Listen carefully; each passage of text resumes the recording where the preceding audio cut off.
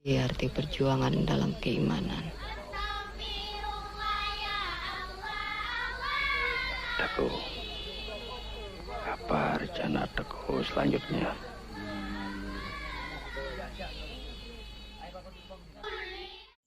Assalamualaikum sahabat Cakradonya. Kali ini kita akan mengisahkan para ulama.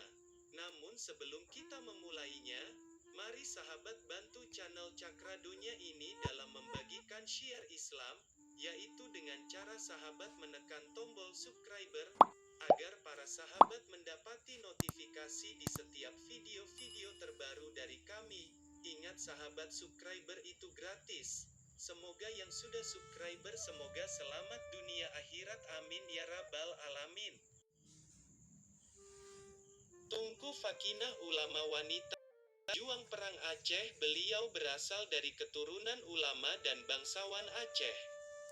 Ayahnya Datuk Muhammad yang dikenal dengan Tunku Asahan adalah seorang bangsawan Aceh. Ibunya bernama Tunku Fatimah, merupakan anak dari ulama dan pimpinan Dayah Lempuco, yaitu Tunku Muhammad Sa'ad yang dikenal dengan Tunku Syekh Lempuco atau Tunku Syekh di Lemkrak, yang merupakan guru dari pahlawan besar Tunku Syekh di Tiro Muhammad Saman. Karena Tunku Syekh di Tiro sebelum berangkat ke Mekah pernah 2 tahun memperdalam keilmuannya kepada Tunku Syekh Lemkrak yang tidak lain kakek dari Tunku Fakinah dari jalur ibunya. Tunku Fakinah diperkirakan lahir di tahun 1856 di desa Lemdiran, Gampong Lambunot, Kemukiman Lemkrak, Aceh Besar. Melihat kepada tahun kelahiran Tunku Fakinah, beliau lebih muda dari para ulama lainnya seperti Tunku Syekh di Tiro, Tunku Syekh Pantai Kulu, dan Tunku Syekh Pantai Gelima. Mengawali jejak keilmuannya, Tunku Fakinah belajar langsung kepada kedua orang tua yang juga ulama. Beliau belajar membaca Al-Quran dan kitab-kitab Jawa langsung kepada ibunya. Selain itu, Tunku Fakinah juga diajarkan cara menenun pakaian, memasak, dan menjahit.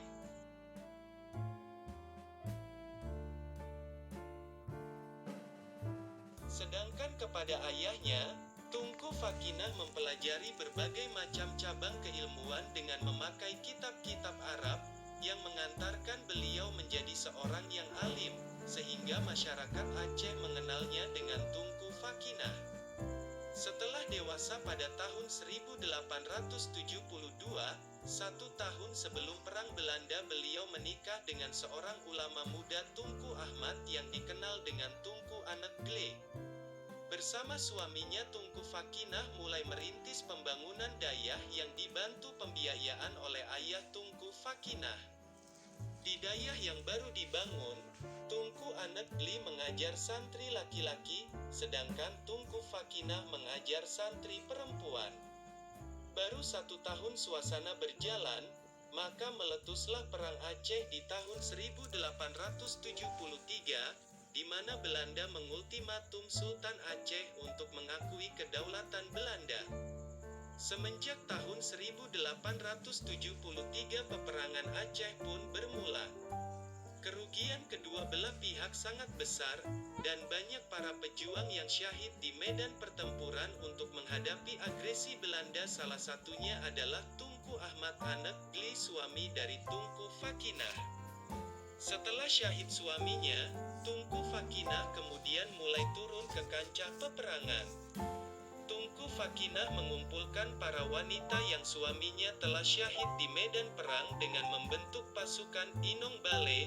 Selain itu, karena keahlian berdiplomasi dan keberaniannya, Tunku Fakinah kemudian diangkat sebagai panglima perang dengan 3 batalion tambahan dari pihak laki-laki selain 1 batalion para janda yang telah disebutkan. Jadilah 4 batalion berada di bawah kepemimpinan Tunku Fakinah. Disebutkan, selain berani, cerdas, Tunku Fakinah adalah seorang yang rupawan. Yadid memiliki banyak kesamaan dalam hal cerdas, alim, dan rupawan. Setelah lebih kurang 2 tahun menjanda, Tunku Fakinah kemudian menikah dengan Tunku Nya Badai yang juga ulama muda PD, lulusan Dayah Tengku Syekh Tano AB dan teman sepengajian Tungku Syekh di Tiro. Bersama Tungku Nya Badai, Tengku Fakinah kemudian semakin kokoh dalam perjuangan. Berbagai peperangan dilalui oleh dua pasangan tersebut, terhitung dari tahun 1876 sampai syahidnya Tungku Nya Badai di tahun 1896. Mereka terus bersama turun ke medan peperangan untuk menggelorakan jihad fisabilillah. Bahkan setelah wafatnya Teuku Syekh di Tiro Panglima Besar Perang Aceh pada tahun 1891 dan Tungku Syekh Abdul Wahab Tano AB 1894, mereka terus melanjutkan estafet perjuangan. Dan Tungku Fakinah juga sosok yang membujuk Cut Nyadin agar mengingatkan suaminya Teuku Umar Melaboh untuk kembali ke barisan perjuangan Aceh setelah beliau bergabung dengan Belanda selama 3 tahun. Sehingga Teuku Umar Johan Pahlawan kembali ke barisan perjuangan dan menemui syahidnya di Ujung Kalak Melaboh pada tahun 1889. Walaupun para pimpinan besar perjuangan Aceh banyak yang berguguran di medan perang, Tungku Fakinah tetap teguh dalam keyakinan perjuangannya. Tungku Fakinah menetap berpindah-pindah mulai dari Lemkrak, Indrapuri, Kemala, Tangsel, bahkan sampai ke Gayo bergerilya di dalam hutan bersama para pejuang termasuk menjaga istri pemimpin Aceh agar tidak ditangkap Belanda seperti Cut Polambugok dan Cut Awan yang merupakan istrinya Tuanku Hashim Bantamuda ayah dari Tuanku Raja Kemala ulama dan bangsawan Aceh. Setelah Perang Aceh mereda, dengan adanya perjanjian damai di tahun 1903, maka banyak para pejuang yang kemudian kembali ke dayah mereka untuk menghidupkan kembali kajian keilmuannya. Maka demikian halnya Tungku Fakinah, setelah syahidnya Tungku Syekh di Tiro Mahyet di tahun 1910, maka beliau pun turun gunung pada tahun 1911 dan kembali ke Lemkrak untuk membangun kembali dayah orang tuanya yang telah lama terbengkalai dalam masa peperangan. Beliau kembali menjadi seorang guru dan ulama bagi masyarakatnya. Pada tahun 1914, Tungku Fakinah berhasrat ingin melaksanakan ibadah haji dan menetap di Mekah untuk memperdalam ilmunya.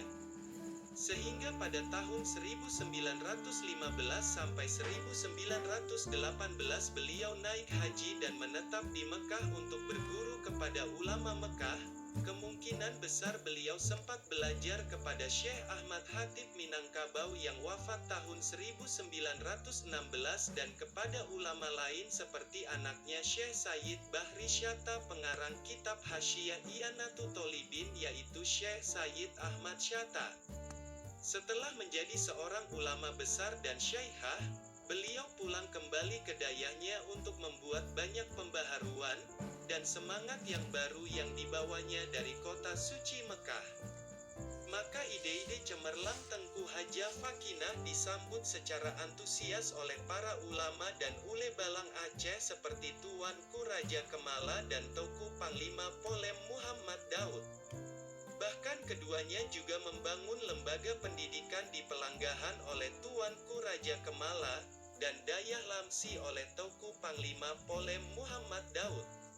Setelah kiprah dan kontribusi yang besar, maka di tahun 1938 wafatlah ulama besar dan pejuang wanita itu. Tungku Fakinah berpulang ke Rahmatullah pada tanggal 8 Ramadan 1359 Hijriah atau tahun 1938 Masehi. Tengku Fakinah sebagai pahlawan dan ulama wanita Aceh menghembuskan nafasnya yang terakhir di rumah kediamannya di Kampung Bahamukim Lemkrak dalam usia 75 tahun. Semoga Allah selalu mencucurkan rahmatnya kepada beliau. Amin ya Rabbal Alamin.